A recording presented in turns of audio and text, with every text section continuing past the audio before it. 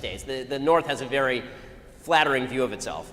I mean, if you look at actually living patterns and where demographics live, the fact is like Boston, significantly more segregated than most parts of Mississippi. But sorry, go ahead. So your question was?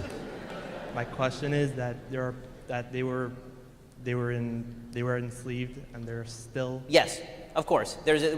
Still is the question. Right, so I've never denied, and I would never deny because it would be idiotic, that blacks have been historically discriminated against in America in an unbelievable way, from slavery to Jim Crow. Of course that's true. Jim Crow was ended in the 1960s. The Civil Rights Act was passed in 1964. Last time I checked the calendar, it's now 2016. So it's been quite a while, and the fact is that the poverty rate in the black community was alleviating much more quickly before the rise of the Great Society, during Jim Crow actually, than it has since then. To take another example, as I said, the single greatest indicator of intergenerational poverty is single motherhood. The increased rate of single motherhood is certainly not due to discrimination.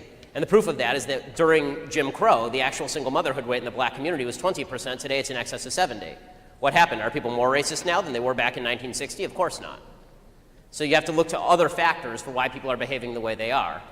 So are there people who still suffer the after effects of historic discrimination? I think sure. I mean, the fact that if you don't have wealth from your grandfather because your grandfather couldn't be wealthy because he was a sharecropper in Alabama, yeah, of course. But that goes back to the earlier question, which is what can government do? What is government capable of doing without violating somebody else's rights? And the answer is not very much, other than guarantee that I don't get in your way. And the beautiful thing about America now is that nobody gives a crap about you, nobody gives a crap about anybody, and that's actually a good thing.